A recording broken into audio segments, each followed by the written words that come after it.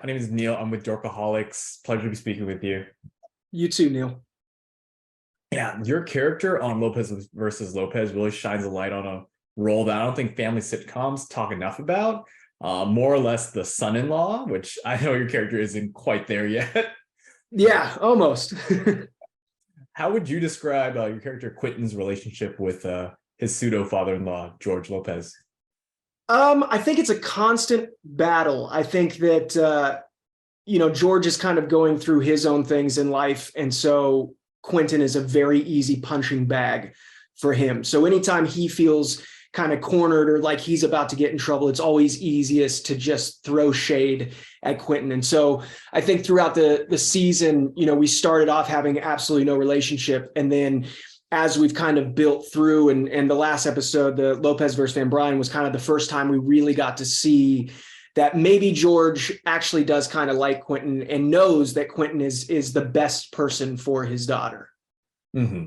Yeah, I think the most recent episode I watched was the Los Doyers episode. So it was a interesting dynamic to see them kind of bond over baseball in a sense. Or try to, at least, yeah. Yeah, I really liked the comedy and the writing for that episode just because it was very I guess satirical and a parody of chauvinistic behaviors. But yeah. Quentin had to really like tread that line and not like get lost in it.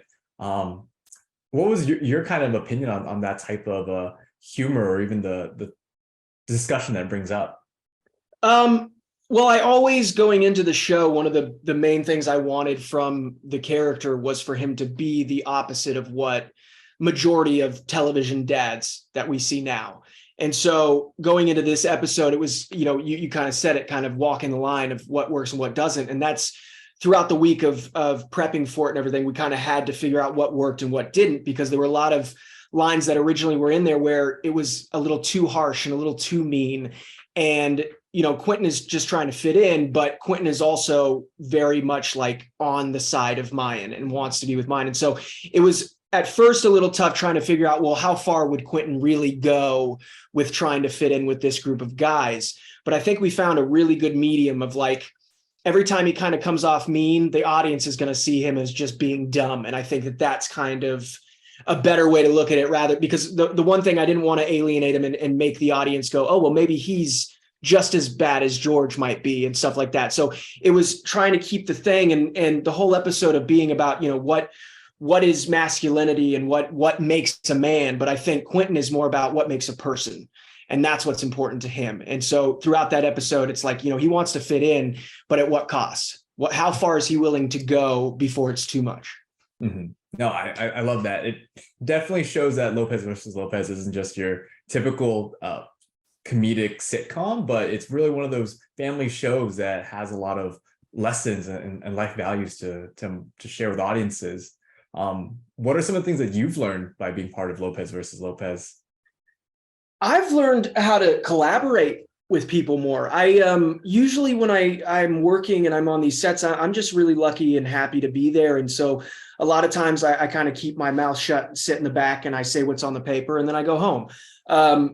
But this one was so much better because it was like the moment I got there, it was very much a collaborative environment of, if you have ideas, if you want to say things a certain way, please feel free, which was kind of the opposite of how I learned it. So kind of being able to rework that and go into this with a little bit more of a creative mind rather than I'm just here to act. I'm also here to kind of give my opinion and give my stories and things that I've gone through. And so it's just been a lot more of a hands-on job and a lot more of welcoming me into the set and being like, we know that you've worked and we know that you've earned it. And so please, like, tell us what you think. And that has been the greatest thing I think I've gotten out of this since we started, was just knowing that, I'm not just a team member. I am fully a part of the team. We're all captains in this.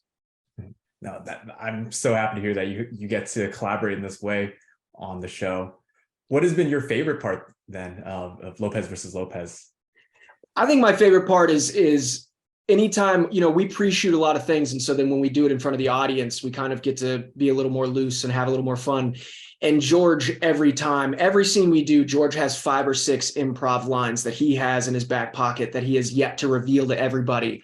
And so it's like the true testament of like trying to stay in character, because no matter what, he always hits me with something that I was not expecting. I wasn't, so it's the constant like being on your toes, and it feels very much like a staged play, because you're going from top to bottom and just going through it. And so I think my favorite thing is definitely what George ends up bringing to the table on taping nights that none of us are expecting. That's kind of a lot of the stuff that ends up on the show is stuff that he just thought up off the top of his head. And it's hilarious. He's a legend. It's hilarious every time. Mm-hmm. How has the relationship been between you and your other co-stars outside of George, like Mayan and Bryce? Celine? It's funny. I've had the pleasure of doing multiple shows now where I'm a part of a family. And it's always funny to kind of see how you slowly actually do form into this family. And this one, because we're such a small cast, I think it happened much quicker, where like 3 weeks in, I was like, oh, Bryce is my son. and like when we had to take that break, it was going from 2 months before we came back for the back nine. It was like leaving all of them was like, well, what do I do? What am I supposed to, you guys are my family. I'm supposed to be going on family vacations now. Why aren't we all doing this together?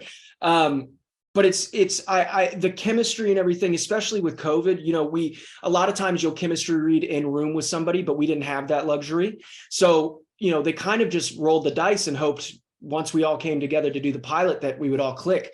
And it's always funny when people are like, oh, well, I hope they have chemistry. And I'm always like, well, in my opinion, an actor's job is to create chemistry with anybody. But with them, it was the easiest thing in the world. It was like, oh, we've already known each other for years. And I think we were all just so excited to get out of the COVID phase of things and being able to go back to work that it was like, I don't care who I'm working with. I love you and I'm going to love you forever. And we really rode with that. And we just get stronger and stronger with each episode. Awesome. Can't wait to see the rest of the first season of Lopez versus Lopez, with more to come, of course. Thank you again, Matt. Yeah, thank you, Neil.